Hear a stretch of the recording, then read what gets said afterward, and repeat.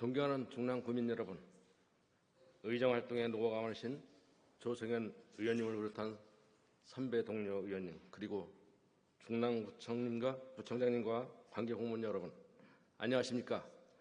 면목 38동 망호 3동 지역구 행정재경위원회 주덕성 의원입니다. 본 의원은 최근 논란이 되고 있는 민원 처리 담당자 보호, 그리고 작은 도서관 5기 광구물 및 어린이 안전 보행로 설치에 관한 질문을 하기 위해서 이 자리에 섰습니다. 제가 좀 감기 껴 있어서 좀 질문이 매끄럽게 진행되지 못하더라도 좀 넓은 마음으로 해량해 주시기 바랍니다. 먼저 민원 처리 담당자 보호에 관하여 말씀드리겠습니다.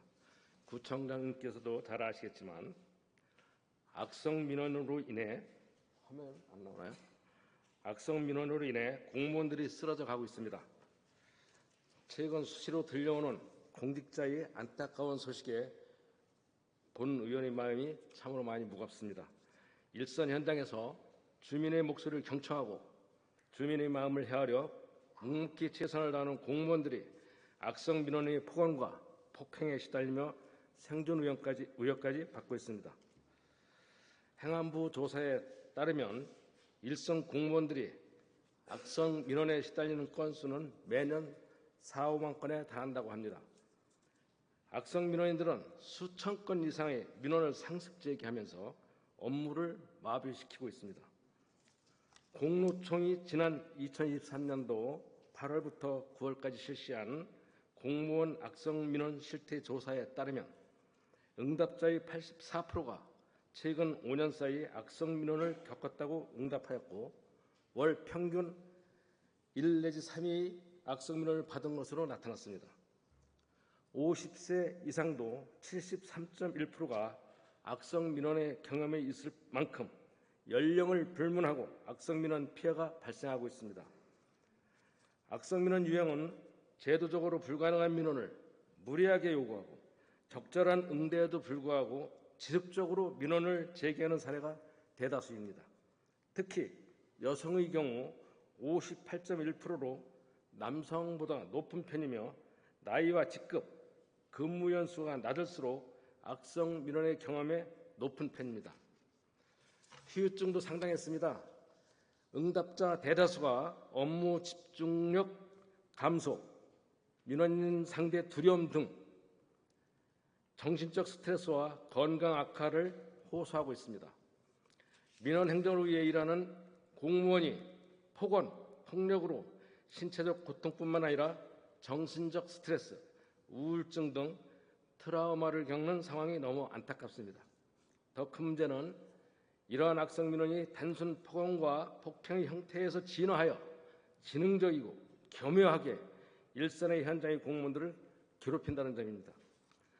최근 서희초 여사 김포시 공무원 사망 사건과 아울러 악성 민원에 시달려 공직을 떠난 저연차 공무원을 보며 사이에 만연한 악성 민원의 심각성에 대해 반추할 계기가 되었습니다.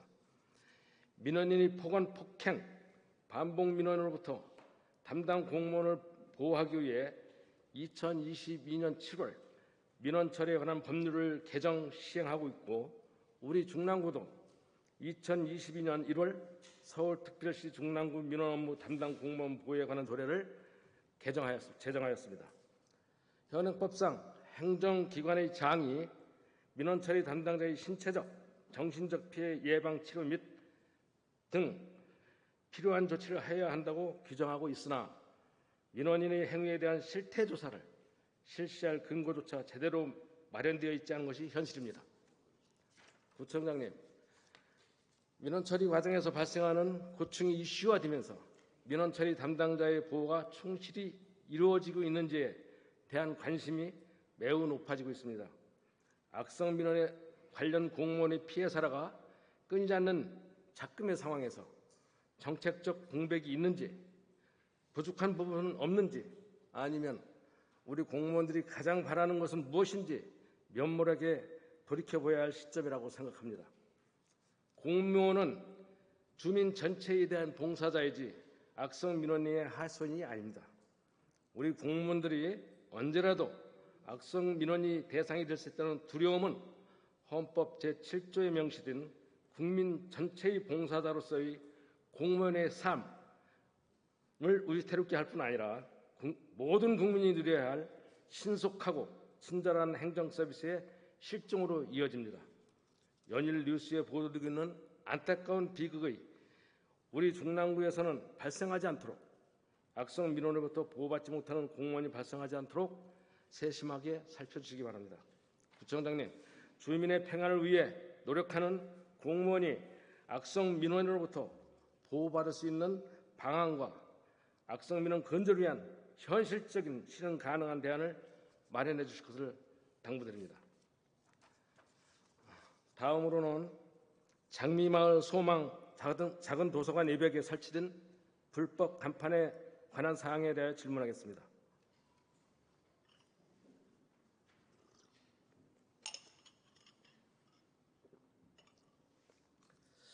장미마을 작은 도서관은 2024년 4월 30일 개관한 구립도서관입니다. 묵이동에 있는 구소유 건물에 자리 잡고 있으며 현재 문화자산에서 위탁 운영하고 있습니다. 이 도서관 예배관은 불법 간판이 부착되어 있습니다. 화면에 보이는 사진은 도서관 외관 사진입니다. 빨간 동그라미 부분 보이십니까? 주황색 간판이 외벽에 부착되어 있습니다. 도서관에 인접한 사설 어린이집 간판입니다. 공공시설에 아무 관련이 없는 사설 어린이집 간판이 부착되어 있는 것입니다. 이것은 불법입니다. 화면에 보이는 자료는 5기 광고물법 시행령입니다. 간판은 5기 광고물에 해당되어 5기 광고물법에 의해 규율되고 도서관은 시행령 제24조 1항 제1호 광고물 등의 표시가 금지되는 지역 및 장소 자목에 해당합니다. 도서관은 다른 시설 간판을 설치할 수 없습니다. 도서관 간판만 설치가 가능합니다. 따라서 어린이집 간판을 도서관에 부착한 것은 5기 광고물법 위반입니다. 본 의원은 이에 대해 행정감사, 사무감사에서 문화관광과에 질의했습니다. 부서의 답변이 이것이 간판이 아니라 이정표이기 때문에 부착이 가능하다는 것이었습니다. 구청장님, 이정표의 법적 명칭은 사설 안내 표지입니다. 국토교통부 예규에 따르면 사설 안내 표지라는 것은 도로에 지주등을 세워 설치하는 것을 의미합니다. 건물에 부착하는 게 아닙니다. 이것은 분명히 간판입니다. 광고물입니다. 화살표가 있다는 이유만으로 이게 법적 이정표가 되지는 않습니다. 불법 간판을 이정표로까지 주장하면서 도서관 측은 간판을 철거하기는커녕 위치만 옮기는 시도를 했습니다. 화면에 보이는 맨 첫 번째 사진은 5월 1일에 촬영된 사진입니다. 처음에는 어린이집 간판이 이 위치에 설치되어 있었습니다. 두 번째 사진에서는 간판이 한 칸 내려간 것을 볼 수 있습니다. 그리고 세 번째 사진에서는 간판이 한 칸 더 내려간 것을 확인할 수 있습니다. 불법 간판이라는 사실을 알게 됐으면 간판을 제거하는 것이 정상입니다.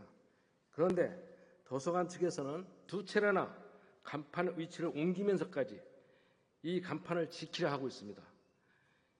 이 지경까지 어쩌다가 공공기관 이 지경까지 이르는지 본 의원은 도저히 납득하지가 않습니다.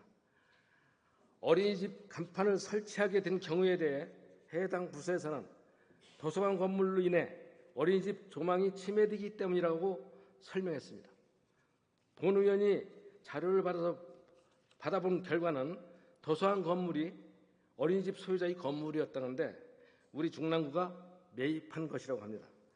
소유자가 바뀌면서 어린이집이 도서관에 가려져 잘 보이지 않게 된 측면은 일부 이해가 되는 측면도 없지 않아 있습니다.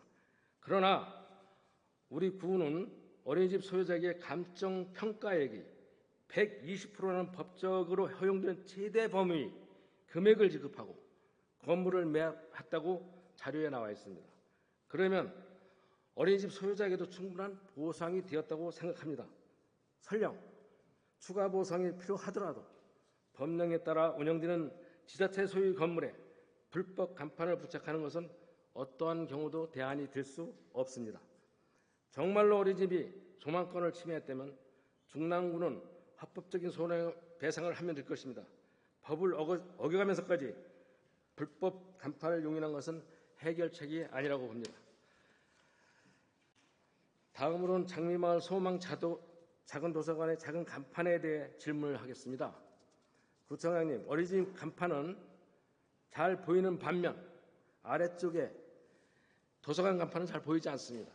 아래쪽 노란색 간판이 도서관 간판인데요. 크기도 작고 화단에 가려 있습니다. 서쪽 면에서 이 건물이 도서관인지 아닌지조차 알 수가 없습니다. 구청장님, 공공건물의 간판은 구민들의 편의를 위해 충분히 크고 명확하게 제작되어야 합니다. 또한 간판의 크기와 글자의 가독성 그리고 적절한 위치 선정이 중요합니다. 해당 도서관 간판에 대한 정비 계획이 있는지 답변해 주시기 바랍니다. 다음으로 화면 좀 봐주시겠습니까? 어린이 안전보호행로 설치에 대해서 좀 말씀드리겠습니다. 이곳은 장미마을 소망 작은 도서관 앞에 조성된 스텐실 공법이 적용된 도로입니다. 스텐실 공법은 미끄럼 방지, 즉 저항성과 경관 조성이 요구되는 어린이 보호구역에 많이 사용되는 공법으로 보호행 안전을 위해 사용되고 있다고 합니다. 지난 5월 장미마을 소망 작은 도서관 개관식 때 본 도로는 매우 인상적이었습니다. 그래서 다른 작은 도서관을 지나갈 때마다 확인해 보았습니다. 그런데 어느 한 곳도 해당 디자인이 적용된 도로를 볼 수 없었습니다. 담당 부서에 확인한 결과도 동일했습니다. 중랑구에는 가정 어린이집을 제외한 어린이집 110여 개가 있습니다. 부서 확인 내용을 검토해 보면 어느 한 곳도 스텐실 공법의 디자인 도로가 조성된 곳이 없습니다. 도로교통법상 100인 이상 어린이들이 다니는 어린이집을 중심으로 지정된 도로 어린이 보호에서도 조성이 되어 있지 않았습니다. 정리하자면 관내 작은 도서관과 어린이집 어느 곳에서도 볼 수 없는 스텐실 공법이 적용된 도로가 이곳의 어린이집 앞에 1,400여만 원의 예산을 들여서 설치했습니다. 게다가 해당 디자인 도로 설치를 위해 집행된 예산 4,200만 원 또한 포장도로 유지관리비에 해당하는 금액으로 예산 또한 목적에 맞게 적절히 사용된 것인지 의문이 듭니다. 2023년도 포장도로 유지관리비 시설비 예산은 28억 8천여만 원으로 100여 개소 사업을 추진했습니다. 부서에 따르면 매년 포장도로 유지관리비 필요한 예산이 부족하다고 합니다. 그럼에도 불구하고 기존 공법보다 3배나 많은 예산이 쓰이는 스텐실 공법이 디자인을 적용한 도로를 조성했다는 것은 해당 어린이집을 위한 특혜이며 도로를 정비받지 못한 또 다른 지역 주민들의 보행편의 기회를 박탈하는 행위입니다. 구청장님, 본 의원이 지금까지 언급한 의혹들에 대해 성실히 답변해 주시기 바랍니다. 존경하는 중랑구민 여러분, 어느새 여름이 다가왔습니다. 올해는 극강의 폭염과 폭우가 예상된다고 합니다. 실건실제라 했습니다. 건강을 잃으면 모두 다 잃는 것입니다. 각별히 건강에 유의하시길 바랍니다. 끝까지 경청해 주셔서 감사합니다. 이상입니다. 예, 주덕성 의원님 질의에 답변드리겠습니다. 두 가지 질의 주셨는데요. 먼저 민원 처리 담당 공무원들 보호 체계에 대해서 질문하셨습니다. 공무원들이 겪고 있는 이러한 애로 사항에 대해서 관심을 가져주시고 여기에 대한 지원을 또 이렇게 담은 질의를 해주셔서 감사드립니다. 사실 우리가 이제 공무원은 친절해야 된다. 고객은 왕이다.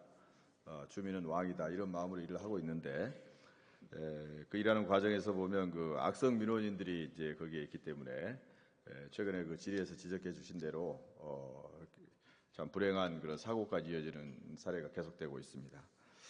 그래서 이 부분은 저희는 이제 악성 민원은 민원이 아니고 악성 민원은 범죄다.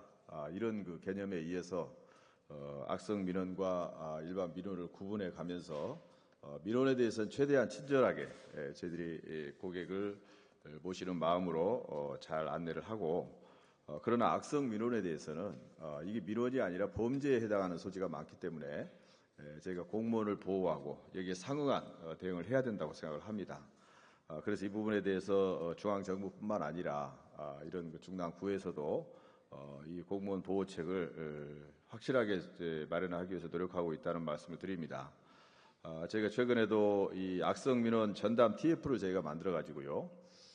중랑구에서 이러한 악성 민원 사례가 지금 어떻게 발생하고 있는지 저희들이 사례 조사를 일제히 전부 해봤습니다. 그리고 직원 간담회도 수차에 걸쳐서 지금 진행을 하고 있습니다. 노조와 협력을 해서 TF 구성도 노조와 같이 구성하고 운영하고, 그리고 직원과의 대화도 구청장이 저도 주민들과 우리 구청장 구 직원들과 직접 이렇게 대화를 하고, 그리고 부구청장 또 국장들이 나서서 계속 대화를 하면서 이 부분을 어떻게 그 공무원을 보호하면서 또 민원대로 잘 대응할 것인가를 지금 대응책을 마련해 가지고요. 이 부분을 지금 금년 6월부터 저희가 체계적인 그 실행에 들어갔다 이 말씀을 드립니다. 그 주요 내용을 다 설명하기는 쉽지는 않습니다만은 저희들이 그 직원과의 소통 과정에서 사례 조사를 통해서 지금 밝혀낸 그런 그 방안은 크게 보면 이제 한 5가지 정도의 그 악성 민원 형태가 진행되고 있는데, 우선 폭언입니다. 전화로 또는 그 방문하는 그 민원인들이 폭언을 할 경우, 욕설을 할 경우에 이 부분을 견디는 데는 한계가 있다고 생각합니다. 저 부분이 그 민원을 처리하기 위한 게 아니라 인격을 모독하고 인간을 무시하고 이런 욕설과 폭언에 대해서는 범죄로 취급해서 단호히 대응해야 된다고 봅니다. 그렇기 때문에 이 부분에는 전화로 할 경우에는 저희들이 경고하고 즉시, 그리고 녹음도 실시해서 사후에 사법 조치할 수 있는 증거를 마련하고, 그리고 더욱더 불응한다면 전화를 끊도록 했습니다. 그래서 이제 폭언에 대해서 대응하고, 폭행, 방문하는 민원인들이 폭행을 하는 경우도 없지 않습니다.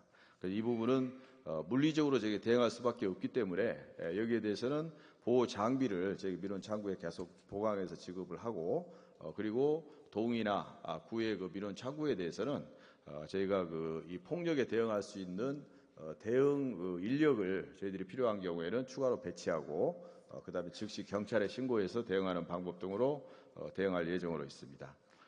그리고 끝없이 반복되는 반복 민원, 또 법률에 벗어나는 부당한 요구, 이런 부분들을 지속적으로 제기하는 민원인들이 아직도 있습니다. 저희들이 사례조사 결과 10여 명이 지금 이미 이름도 다 공개되어 있습니다. 그 악성 민원 반복적으로 제기하는 사람들, 그 사람들에게 민원 대응하느라고 수많은 그 우리 공무원들이 정말로 이 감정노동에 시달리느라고 일을 못할 지경입니다. 이런 부분에 대해서는 저희가 사례 관리를 정확히 하면서 그분들이 제기하는 문제에 대해서는 민원 조정위원회를 저희가 구성을 해가지고요, 해당 부서별로 케이스 바이 케이스로 대응하는 게 아니라 구청 차원에서 아주 공식적으로 민원 조정위원회를 열어서 거기서 결정을 하려고 합니다. 거기서 결정을 해서 그 부분을 최종 통보하는 방식으로 함으로써 해당 민원 창구에서 공무원들이 겪는 그런 부담을 저희들이 들어줄 생각으로 대응책을 마련해서 시행하겠다는 말씀을 드립니다. 이와 같이 지금 그 여러 가지 대책을 시행함에도 불구하고 특히 이제 저연차 공무원들, 이 부분은 공무원들이 지금 받는 그 정신적인 부담은 훨씬 큽니다. 그래서 지금 저연차 공무원들 일반 직원들 경우에는 지금 악성 민원인들이 시달리는 걸 방지하기 위해서는 관리자급, 즉 팀장 이상 관리 직위를 가지고 있는 공무원들은 저희들이 신원과 연락처를 공개를 합니다만은, 일반 직원들까지 신원을 공개하는 것은 부담이 너무 크다 해서 일반 직원들은 저희들이 신원 공개를 하지 않는 것으로 지금 그렇게 결정을 했고요. 필요한 경우에는 팀장과 과장 등 관리자들과 접촉을 하면 됩니다. 그렇게 대응하고 있다는 말씀을 드리고요. 그리고 그럼에도 불구하고 지금 그 저연차 공무원들이 받는 그 피해가 계속되고 있기 때문에 저희들이 휴식 시간을 더 제공한다든지, 그리고 정신적으로 이분들이 컨설팅하고 치유를 하기 위한 심리 상담 프로그램을 저희들이 계속적으로 제공할 예정입니다. 그렇게 해서 심리적인 관리를 해나가겠다 이 말씀을 드립니다.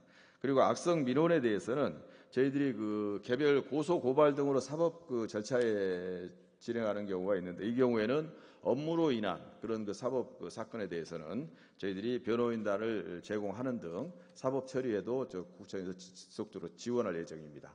이렇게 함으로써 그 악성 민원과 일반 민원을 엄격하게 구분을 해서 악성 민원은 저희들이 공무원을 보호하고 악성 민원을 위한 피해를 없앨 수 있도록 대응책을 지속적으로 실행하겠다는 말씀을 드립니다. 이 부분은 계속적으로 사례 조사를 해가면서 대응책을 보강해 나가도록 그렇게 하겠습니다. 두 번째로 그 작은 도서관의 그 5개 광고물에 대한 부분과 안전 보행로 포장에 관한 부분 질문 주셨습니다. 이 부분은 저희가 작은 도서관 이 5개 광고물 부분은 도서관이라는 공공공물에 과연 그러면 어린이집의 그런 그 간판을 받을 수 있느냐, 그 부분에 대해서 일단 법률적으로 논쟁이 있다는 건 충분히 저희들이 알겠습니다. 그래서 그 부분을 한번 고려를 하고요. 다만 이제 요 어린이집 간판을 다른 거는 아까 질의에서도 지적해 주신 대로 이 작은 도서관을 만들 수 있도록 이제 그 지금 현재 어린이집 운영하는 운영 주체에서 그 건물을 협의 절차에 의해서 매각을 해준 건물입니다. 물론 의원님 지적하신 대로 적정한 보상을 했기 때문에 그 부분까지 고려할 수 없다는 부분도 일정이 있다고 봅니다. 그러나 하여간 그 건물을 매각에 응해서 협의 보상에서 매입을 한 건물이고, 그 건물을 도서관으로 지음으로써 어린이집이 이제 진입 부분에 시야를 이제 가리게 되는 그런 그 부득이한 그런 상황이 발생했습니다. 그래서 그 부분을 구제하기 위해서 어린이집 그 간판을 부착을 했는데요. 이 부분이 지금 지적하신 대로 법률적으로 문제가 되고 있다고 하니 그 부분을 한번 저희들이 다시 한번 살펴보겠습니다. 지금 어린이집이 받게 되는 공공 건물로 인한 그런 그 차단 부담, 시야를 가리는 부담, 그 부담과 공공 건물에 간판을 부착할 수 없다는 법률적인 그런 부담, 그런 부분을 저희가 전체적으로 살펴봐 가지고요. 이 부분을 어떻게 해결해 나갈지를 대안을 한번 마련해 보겠다 이 말씀을 드립니다. 그리고 앞부분 도로에 어린이집 앞부분 도로에 유색 포장을 한 부분에 대해서 이 부분이 과연 이게 적정하냐 이 부분에 대한 질문을 주셨는데요. 이 부분은 그 앞에 아시는 대로 어린이 공원이 있습니다. 그 어린이 공원에서 아이들이 많이 이용하는 공간이고, 또 어린이집은 또 보행 약자들 이렇게 많이 이용하는 공간이어서 이게 포장을 하면서 유색 포장을 지금 한 것인데요. 이 부분은 무엇보다도 이 어린이나 이건 보행 약자들이 많이 이용하는 도로에 대해서는 가능하면 그런 유색 포장 등으로 해서 안전을 도모해 주는 것이 맞다. 저는 그렇게 생각을 합니다. 그러나 과연 이게 이제 형평에 맞냐? 아까 그 주덕성 의원님 말씀하신 대로 도로 포장비가 다른 데보다 많이 드는데 과연 여기에 설치해 주는 게 맞냐고 이제 질의를 하셨는데, 그 부분은 저희들이 이제 어떤 논의 여지는 있다고 봅니다만은 여기 이외에도 많은 부분에 있어서 필요한 경우에는 저희가 안전에 필요하다든지 이런 경우에는 보행 혼잡도로라든지 교차로라든지 또는 특화거리 이런 부분에 대해서는 유색 포장을 많이 한 사례들이 있습니다. 그래서 이 보행 약자를 위한 안전을 위해서 유색 포장한 부분은 좀 더 넓게 우리가 이해하고 해석해야 된다. 그런 부분이 있다는 말씀을 드립니다. 그렇지만 말씀하신 대로 과연 이게 이제 형평에 맞느냐 이런 부분에 대해서는 나중에 유색 포장을 하면서 그런 부분을 감안해 가면서 보행 약자 보호의 필요성을 좀 더 세밀히 좀 살펴봐가면서 유색 포장을 하겠다 이 말씀을 드리겠습니다. 이상 그 답변 드렸습니다. 경청해 주셔서 감사합니다.